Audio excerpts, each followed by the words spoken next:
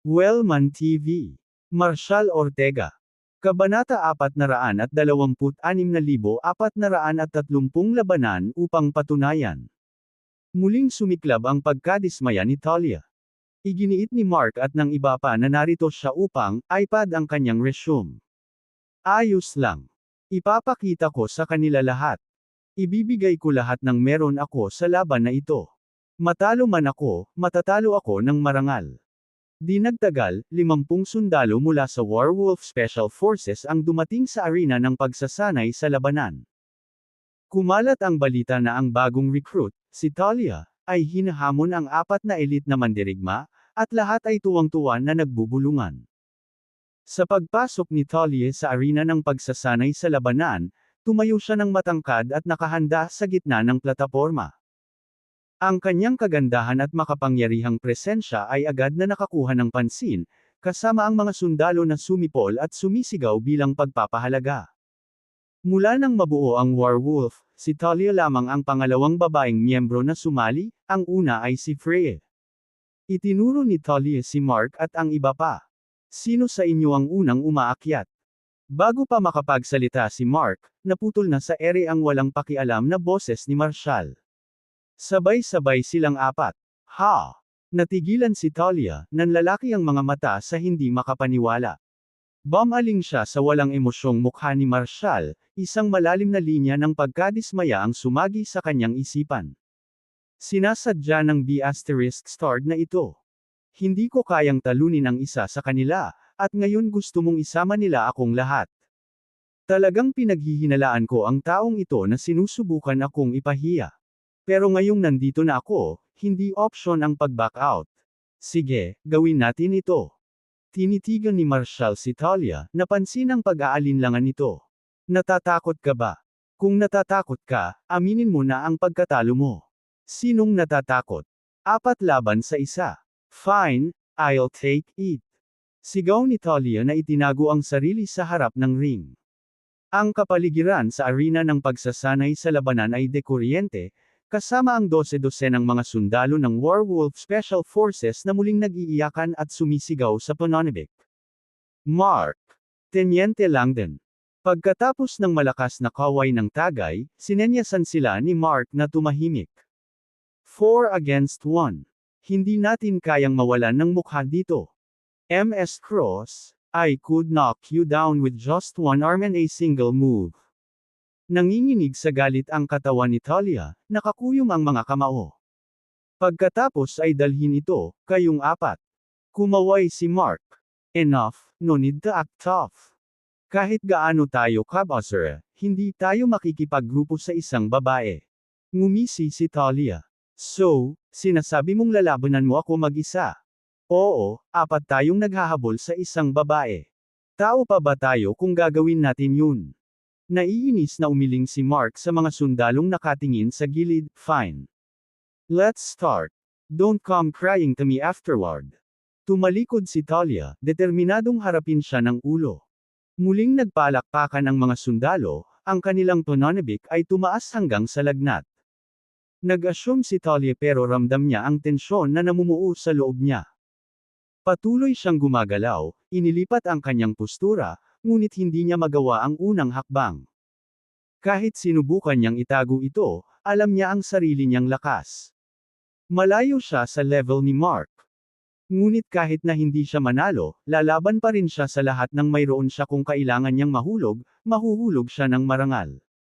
Natawa si Mark nang makita ang pag-aalinlangan niya. Anong ginagawa mo? Nagpo-pose lang. Are you trying to get your picture, Colonel Cross? Ngumisi siya habang pinagmamasdan siya, nanunuya, nakikita ko ito natatakot ka.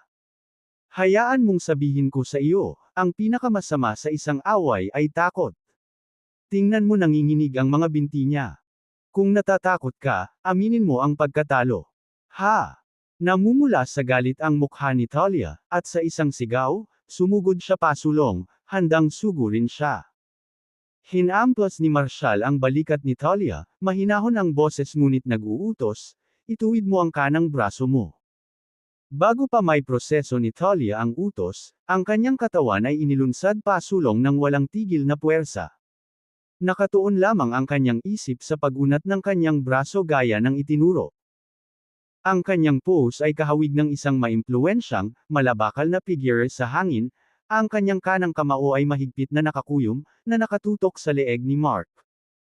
Si Mark, na nanunuya at minamaliit pa rin sa kanya, ay hindi nakitang darating ito. Sa isang iglap, ang kamao ni Talia ay bumangga sa kanyang leeg ng isang malakas at nauutol na kalabog. Boom! Umalangaw-ngaw ang tunog sa buong gym.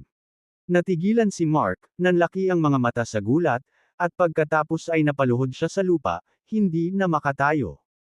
Saktong dama po ang suntok ni Talia sa kanyang carotid artery, na nagpagulong-gulong sa kanya. Ilang beses na inilibot ni Mark ang kanyang mga mata, pagkatapos ay nanlamig. Nabalot ng nakakabinging katahimikan ang buong arena.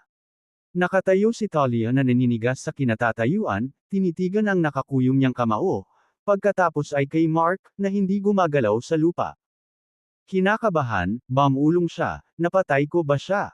Mabilis na sumugod si Zephyr at ang iba pa kay Mark. Siya ay humihinga.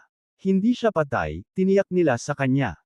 Sinimulan nilang tapikin ang likod ni Mark, at pagkatapos ng ilang pag-ubo, nauutol itong lumapit. Anong nangyari? Sisimulan na ba natin ang laban o ano? Umiling si Zephyr. Simula. Na-knockout ka na pala buddy. Boss, na-knockout ka lang ni Colonel Cross. Hawak pa rin ang masakit na leeg, si Mark ay bamulong sa pagsuway, that doesn't count. She attacked me while I wasn't ready. Sa sandaling ito, tulala pa rin si Talia, nakatingin sa kanyang kamao na hindi makapaniwala. Hoy, nanalo ako. Nanalo talaga ako. Haha. Mabilis siyang tumakbo papunta kay Marshall, kinuyam ang kanyang kamao bilang pagtatagumpay. Paano yan? Isang suntok ko lang siya natamba. Tumango si Marshall na may malabong ngiti. Mabuti. Ituloy mo yan. Samantala, nagawang tumayo ni Mark na galit na itinuro si Talia. Walang kwenta yan. Ngayon lang ako naging pabaya. Nagtawanan ang mga tao. Mark, pinapahiya mo ang sarili mo. Bumaba ka sa entablado. Walang oras para sa kawalang ingat, sa larangan ng digmaan next. Lumapit si Zephyr at ang iba pa na may malungkot na ekspresyon. Mark, tumabi ka. Hindi natin kayang mawala pa ang mukha. Napabuntong hininga, humakbang pasulong si Zephyr, nabasag ang kanyang mga buko. Kukunin ko dito. Hindi tulad ni Mark, hindi minamaliit ni Zephyr ang kanyang kalaban. Huminga siya ng malalim, inihanda ang sarili para sa laban. Si Talia naman ay tumayong matangkad at mas confident kaysa dati. Nararamdaman niya ang enerhiya sa kanyang mga ugat iba na sa pagkakataong ito. Bago pa man makaupo si Zephyr, umahan na siya at gumawa ng mataas na sipa. Hinawakan ni Zephyr ang paa niya at ibinalik iyon, nawalan siya ng balanse.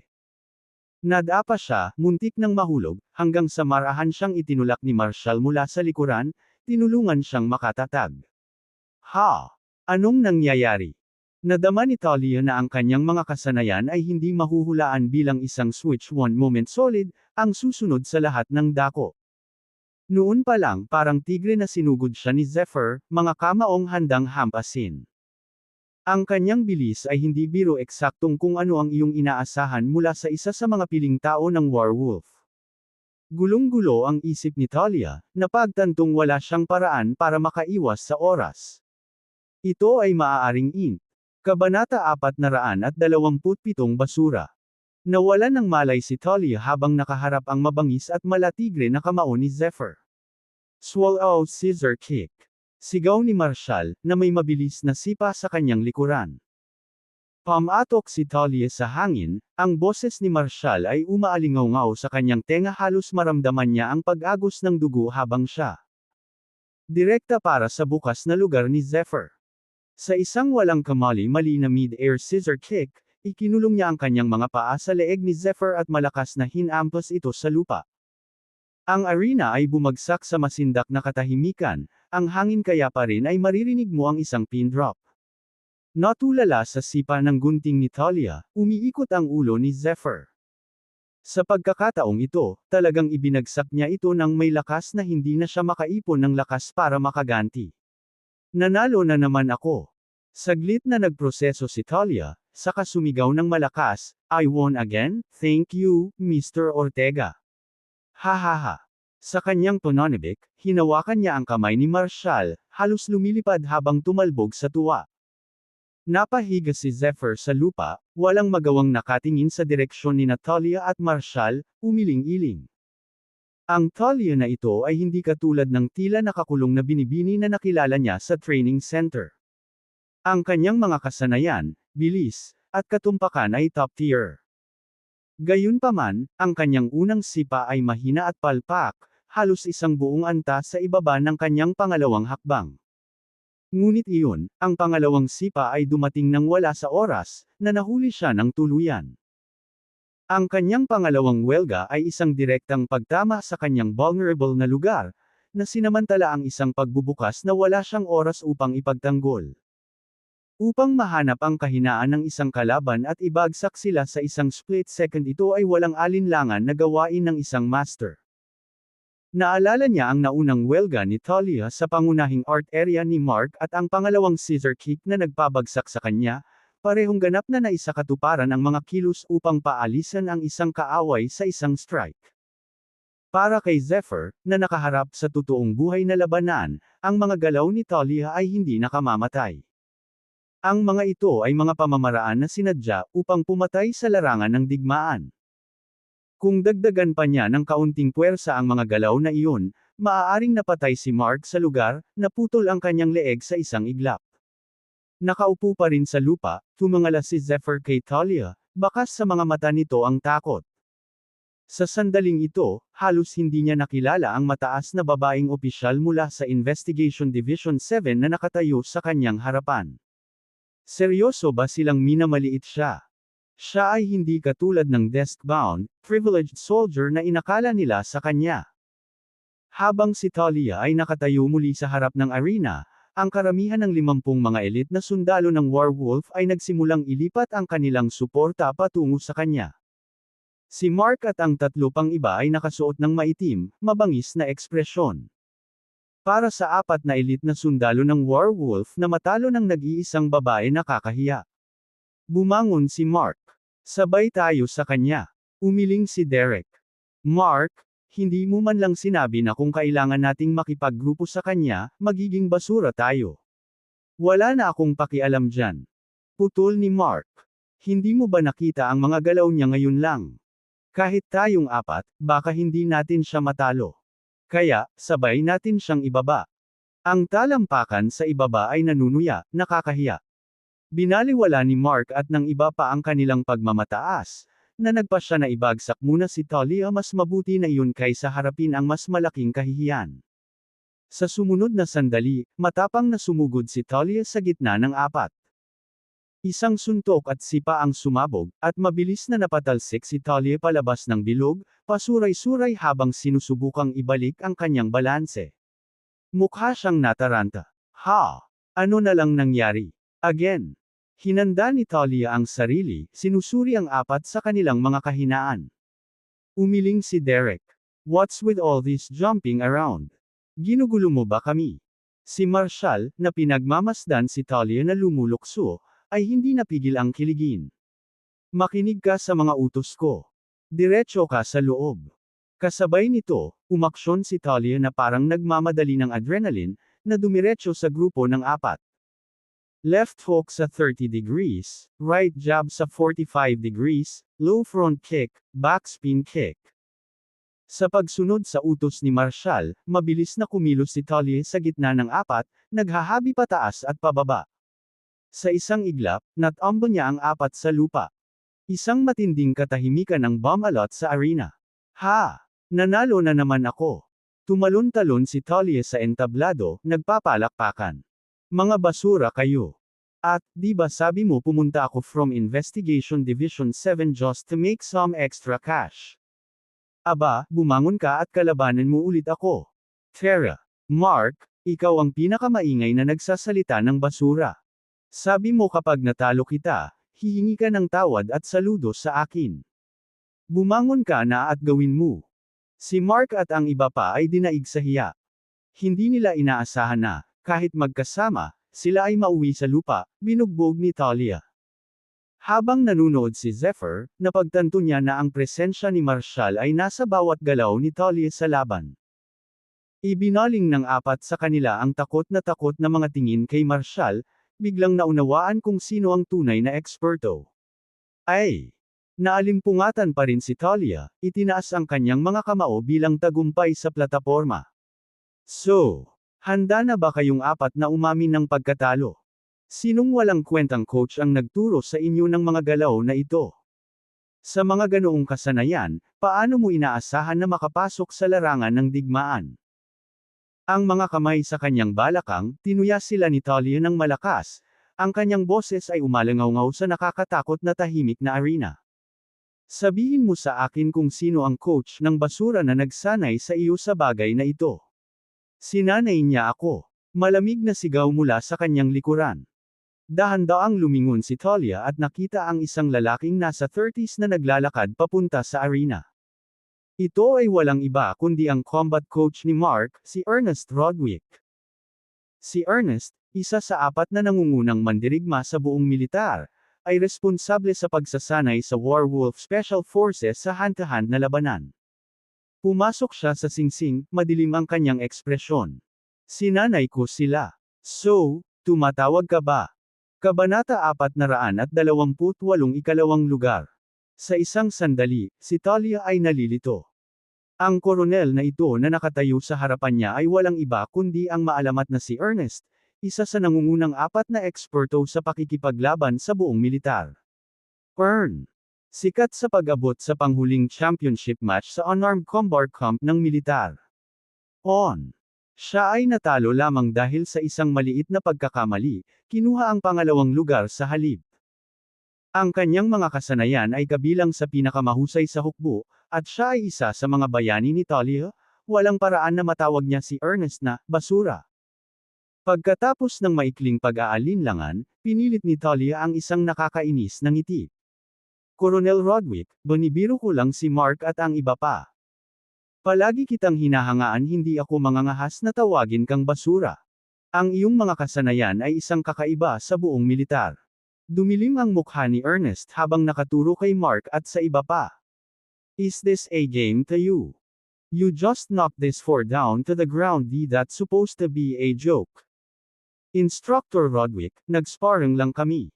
Nakanguso si Talia ng mga salita, hindi sigurado kung ano ang sasabihin. Lumapit si Ernest kay Mark, Zephyr, at sa iba pa, malamig ang boses, mga tanga. Sinanay ko kayo na maging masipag at disiplinado, pero sa halip, nagiging pabaya kayo, iniisip na dahil nasa Warwolf Special Forces kayo, hindi kayo matatalo. Lumabas ka dyan at tumingin sa paligid, may mga eksperto sa lahat ng dako. Sa mga kasanayang tulad ng sa iyo, hindi nakakagulat kung ang Warwolf ay nabuwag. Ang pagkatalo sa pagtatalaga ng Warwolf ay ang pinakamaliit sa iyong mga alalahanin. Kung ganito ang gagawin mo sa isang misyon, mauuwi ka bilang mga casualty. Bumangon ka na. Saludo ka agad kay Colonel Cross. Si Mark, Zephyr, at ang iba ay nagmamadaling tumayo at tumangala, binigyan si Talia ng malutong na pagsaludo. Ibinalik ni Talia ang pagsaludo at pagkatapos ay bumaling upang ipakilala si Ernest, Instructor Rodwick, ito si Major General Ortega, bagong itinalaga ng Special Operations Military Region Command Headquarters bilang punong instruktor ng Warwolf Special Forces. Sa kanyang mga salita, ang bawat sundalo sa arena ay agad na tumayo at sumaludo bilang paggalang sa mayor na general.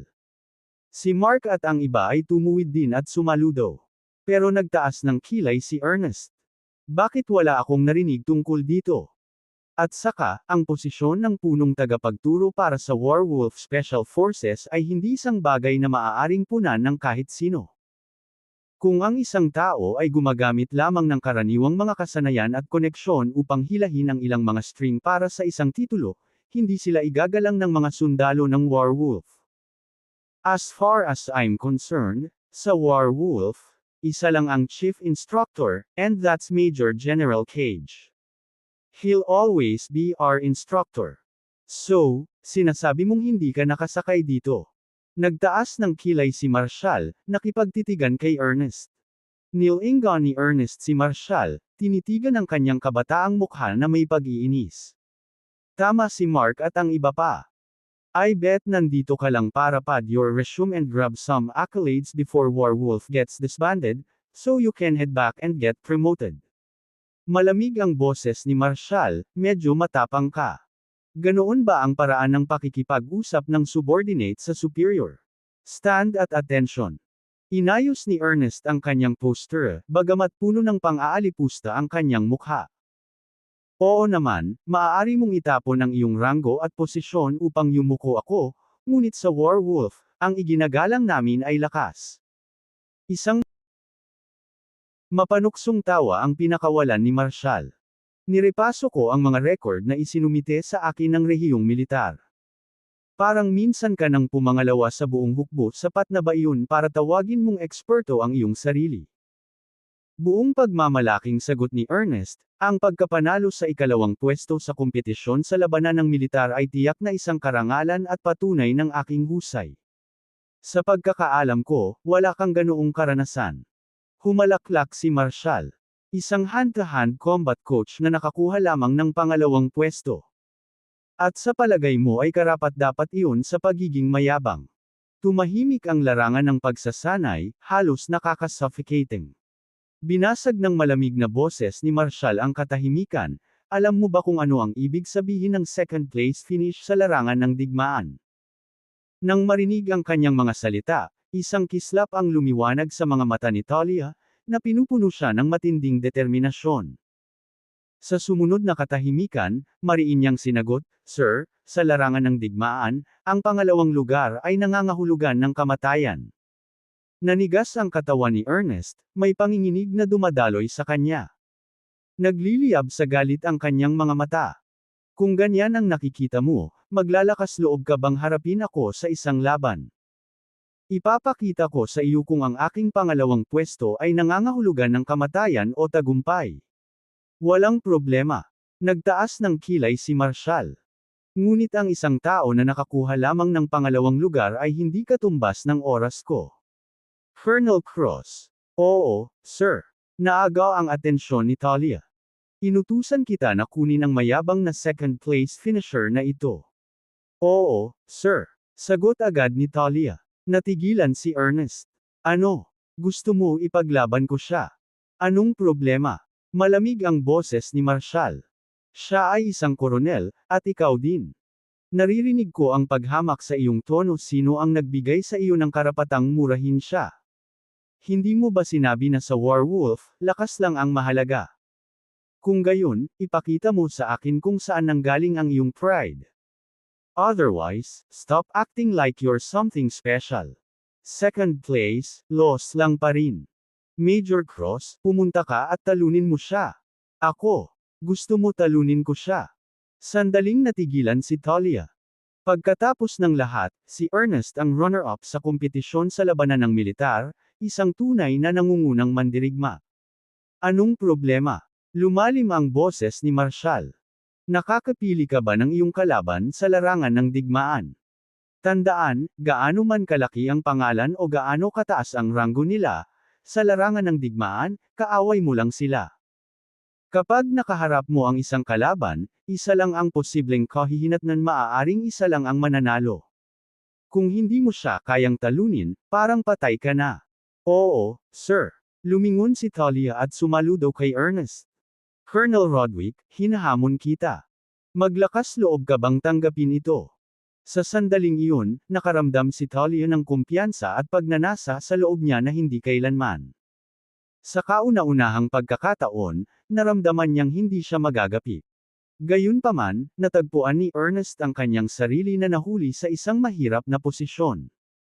Kung tatanggihan niya ang hamon ni Talia, nakakahiya.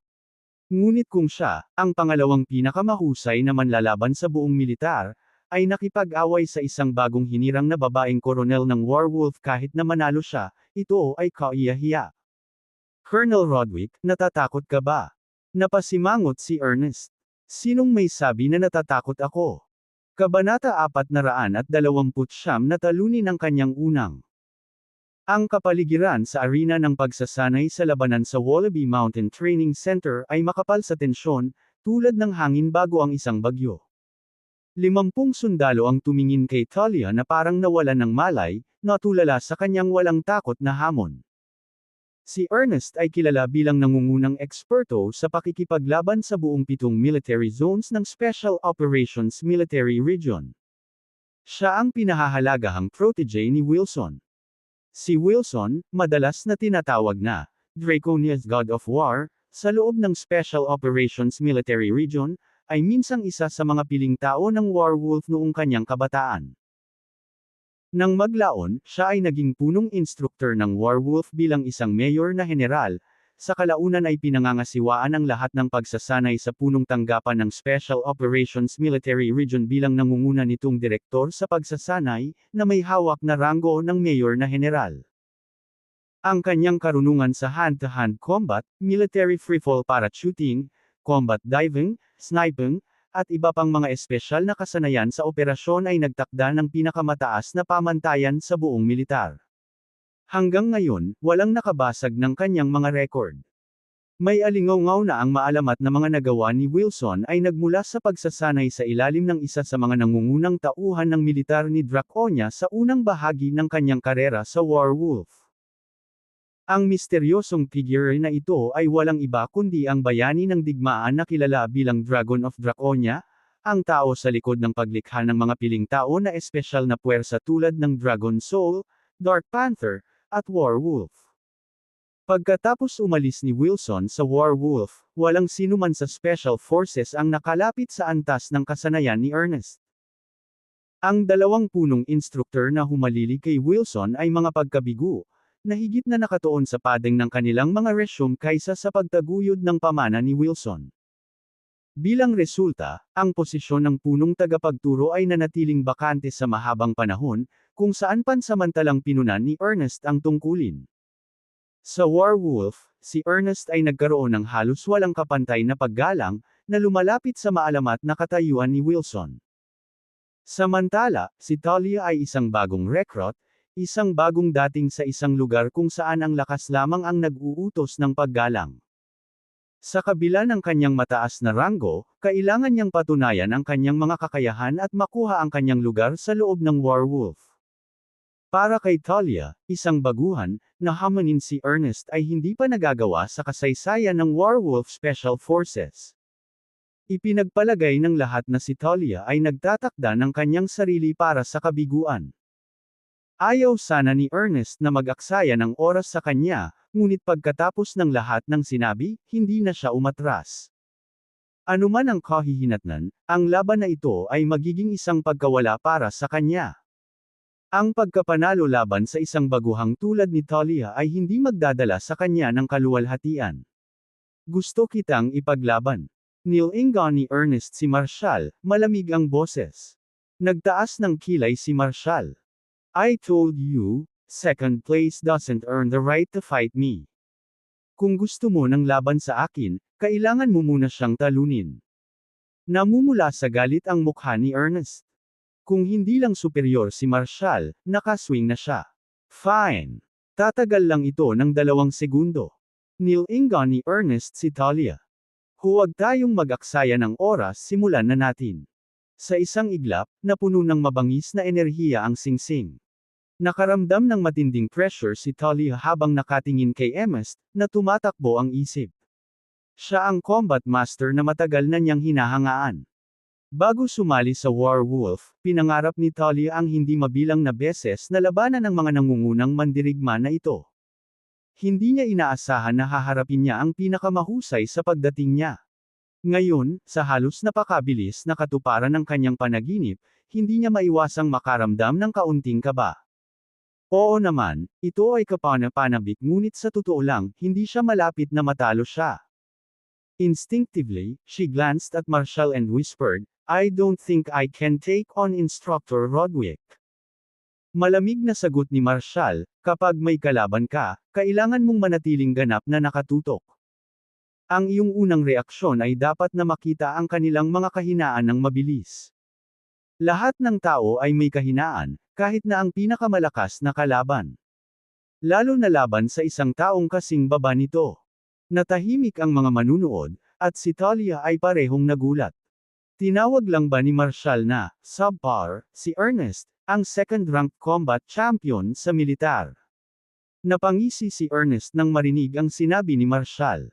Enough with the motivational pep talk. Kung lalaban ka, sige na. Ignoring him, Marshall continued, kapag nakita mo na ang kahinaan nila, ano ang dapat mong gawin? Atake ng mabilis at ibagsak sila sa isang galaw. Sagot agad ni Talia. Eksakto, ang galing mo. Ngumiti si Marshall. Tandaan, gamitin ang iyong mga lakas laban sa kanilang mga kahinaan, at ikaw ang mananalo. Sige. Sumigaw si Talia, ngunit hindi ko alam ang kahinaan ni Coronel Rodwick. Umiling si Marshall. Well, alam mo ba ang lakas niya? Sir, ang lakas ni Colonel Rodwick ay ang kanyang matatalim na suntok, sobrang bilis, at kahangahangang lakas. Walang pag-aalinlangan niyang sagot. Pero hindi ko alam ang weak points niya. Ano ang dapat kong gawin? Ngumisi si Marshall, kumuha ka muna ng ilang hits. Iyon ang magsasabi sa iyo, hindi ba? Nakuha ko. Agad na pamwesto si Talia, handang mag-charge. Nang makita ang kanyang walang takot na tindig, bahagyang tumawa si Marshall. Hindi ka lang basta-basta sumusugod sa isang laban. Kung matalas ang mga suntok niya at mabilis siya, iwasan mo ang mga pangunahing strike niya at punteriya ang mga opening niya. Ngayon, nasaan ang opening niya?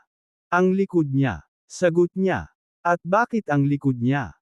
Kapag ganon kalakas ang bilis at lakas, laging mas mabagal ang depensa, she replied confidently. Matalinong sagot. Sabi ni Marshall, binigyan siya ng mapaglarong sipa. Magsimula ka na.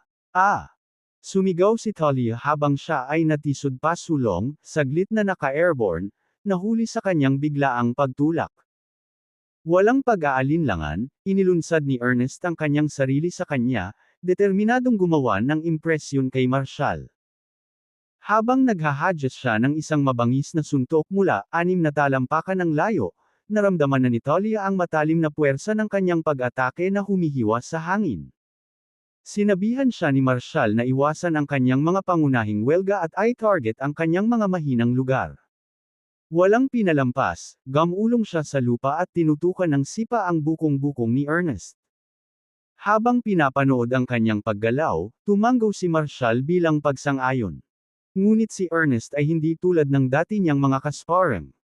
Agad siyang tumalon para iwasan ang mababang sipa nito, umikot sa gitna ng hangin para mapunta ang counter kick na nakatutok sa kanya. Kabanata 430 Sense of Entitlement. Kabanata 430 Sense of Entitlement. Sa kabila ng kanyang kakulangan ng lakas, kumilos si Talia ng may kahangahangang liksi, umiwas upang makalusot sa likod ni Ernest. Ngunit ang matalim na hampas ng palad ni Ernest ay dumampi pa rin sa kanyang balikat. Dahil sa sunod-sunod na impact, pinilit ni Talia na panatilihing balanse ang kanyang katawan, na hindi madapa. Mabilis siyang umatras pabalik kay Marshall. Binigyan siya ni Marshall ng isang siku sa likod, pinasulong siya muli. Isang malakas na suntok ang ibinato ni Ernest, ngunit nagkunwari si Talia, himalang nakaiwas sa kanyang hampas at muling nadulas sa likod niya. Isang lumilipad na pagkakataon ang lumitaw sa sarili, at sinamantala ito ni Talia. Itinapat ang kanyang palad patungo sa malawak na punteriya ng likod ni Ernest. Bang! Sa isang malakas na kalabog, nagdugtong ang kanyang hampas. Nawala ang kanyang suntok, nawalan siya ng balanse dahil sa momentum ni Ernest, at natisod siya ng ilang hakbang, na halos malaglag ang mukha sa banig. Bahagya siyang nakabangon sa isang mabilis na pitik. Pagtingin kay Marshall, nagliliyab sa galit ang tingin ni Ernest. Ang tanging dahilan kung bakit siya nagawang bigyan ng problema ni Talia ng 2 beses ay dahil sa paggabay at suporta ni Marshall. Ano? Sinulyapan ni Talia ang kanyang palad, pagkatapos ay sa nagngangalit na si Ernest napatamaan siya nito. Oo. Binaril niya si Marshall ng isang matagumpay na fist pump, tumataas ang kanyang kumpiyansa. Kaya, kahit na ang nangungunang manlalaban sa werewolf ay hindi matatalo. Nag-uumapo sa tuwa si Talia at tumawa ng malakas. Iwasan ang kanilang lakas, salakayin ang kanilang kahinaan, maliit na puwersa ay matalo ang malaking puwersa. Ha! Malungkot ang ekspresyon ni Ernest. Ang pag-asa sa teknik ay magpapasword ka lang ngayon at pagkatapos. Sa totoong labanan, ang tagumpay ay nakasalalay sa lakas at bilis. Kung ako ay mas mabilis pa, hindi ka magkakaroon ng pagkakataong umiwas. Muli. Inilunsad ni Ernest ang kanyang sarili sa Talia nang may malakas na pagsabog, tulad ng isang cannonball. Natigilan si Talia. Tunay na tinupad ni Ernest ang kanyang reputasyon bilang isang piling mandirigma. Sobrang bilis ng kanyang bilis kaya hindi siya nakapag-react sa oras. Stay calm, counter his motion with stillness, malamig na sabi ni Marshall. Sa segundong iyon, naunawaan ni Talia ang ibig niyang sabihin. Kapag kaharap ang isang tao ng mas mabilis, ang pinakamahusay na diskarte ay ang manatiling matatag at maghintay. Sa matinding pagtutok, hinintay ni Talia na parang kidlat ang paglapit ng suntok ni Ernest. Sa huling sandali, siya bumaba, dumiretso para sa kanyang mga binti sa kalagitnaan ng sprint. Natigilan, nagulat si Ernest. Hindi niya inaasahan na mabilis itong umiwas sa kanyang kapangyarihan at bilis at saka dumiretso sa kanyang mga paa. Nang walang ibang pagpipilian, muli siyang bumaligtad sa ere para iwasan siya. Address the core issue, casual na sabi ni Marshall. Si Talia, mabilis ang isip gaya ng dati, ay naunawaan ang kanyang mga tagubilin at gamulong pasulong, winalis ang kanyang binti nang malapit nang dumampi ang mga paa ni Ernest sa lupa. Pagkalapag ni Ernest, tumama ang swipong sipa ni Talia. Nahuli sa bantay, hindi matatag, at sa kanyang mga galaw na pagod, si Ernest ay bumagsak sa lupa. Nawala si Ernest. Ang nangungunang manlalaban sa buong hukbo, natalo ng isang baguhan na kakasali lang sa Warwolf. Sandaling katahimikan ang bomb-alot sa arena bago ito sumabog sa gulat. Tumalon si Talia sa kanyang mga paa, nagulat na nakakita siya ng butas upang ibaba si Ernest. Pagkatapos ng ilang sandali ng pananabik, inabot niya ito upang tulungan siyang makatayo. Instructor Rodwick, pasensya na. Inalis ni Ernest ang kamay niya, madilim ang ekspresyon ng mukha niya nang mag-isa siyang bumangon. Sa sandaling tumayo siya, naramdaman niya ang matinding sakit sa kanyang bukong-bukong. Instructor Rodwick, okay ka lang ba? Dapat ba tayong pumunta sa infirmary? Nag-aalalang tanong ni Talia. Tabi ka. Namumula sa galit ang mukha ni Ernest nang humakbang pasulong, itinuro si Marshall, na nakangisi. Gusto kitang ipaglaban. Natigilan ang mga kawal sa kanilang paligid, ang pagmamataas ni Ernest ay talagang tinatamaan ngayon. Natigilan din si Talia. Instructor Rodwick, sinabi nga ni Mr. Marshall na kailangan mo muna akong talunin kung gusto mo siyang hamanin. Umalis ka sa dinadaanan ko. Umungol si Ernest na ikinagulat ni Talia. Ang magalang na imahe niya sa kanya ay nasira sa isang iglap. Naglakas loob ka bang harapin ako? Naiinis na tanong ni Ernest na nakaturo kay Marshall. Ang ginagawa mo lang ay magsalita, sumipi ng mga walang kwentang fighting books, umaarte na parang alam mo ang lahat. Ang Warwolf ay nangangailangan ng tunay na kakayahan sa pakikipaglaban, hindi mga walang laman na salita. Nagkibit balikat si Marshall. Nakita lang ito ng lahat, hindi ba ang iyong tinatawag na kakayahan sa pakikipaglaban na ipinapakita? Kung hindi mo kayang talunin ang isang baguhan na tulad niya, paano mo ako lalabanan? Napaka-incompetent mo kaya hindi nakakapagtakang madisband na ang Warwolf. Ang isang unit ng Warwolf na walang silbi ay hindi nararapat na umiral. Hulaan mo ang iyong Panginoon ay hindi mas mahusay kaysa sa basura kung ito ang kanyang sinanay sa iyo upang maging. Sumabog ang galit ni Ernest, nanginginig ang boses. How dare you call my master trash? Isa siyang Diyos ng digmaan sa hukbo. Some god of war, training someone like you and still claiming the title. Kung ako siya, mapapahiya ako, Marshall sneered. Isang malamig na boses ang pumutol sa tensyon, sino ang maglakas loob na magsalita ng mayabang? Si Silas Colton, commander ng Draconia's Warwolf Special Forces, ay pumasok sa arena, ang kanyang mukha ay parang kulog. Sumunod sa kanya ay sina Teniente General Jack Grayson, Major General Xavier Blunt mula sa Dibisyon ng Digmaang-Digmaan ng Special Operations Military Region, Chief Instructor General Wilson Cage, at dalawa pang matataas na opisyal. Mabilis na tumakbo si Ernest papunta sa kanila.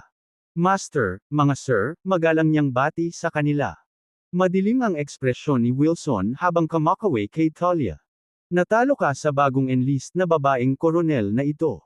Agad namang ibinaba ni Ernest ang ulo. Isang mapanuksong tawa ang pinakawalan ni Marshall. Sa larangan ng digmaan, walang kasarian, walang bagong dating o veterano. Matalo, at mamamatay ka. Lagi kong iniisip kung bakit napakalambot ng werewolf. Ngayon nakikita kong puno ito ng mga tao na nagdadala ng kanilang pakiramdam ng karapatan sa paligid tulad ng isang badge. Namula ang mukha ni Silas sa galit. Wala ka sa linya.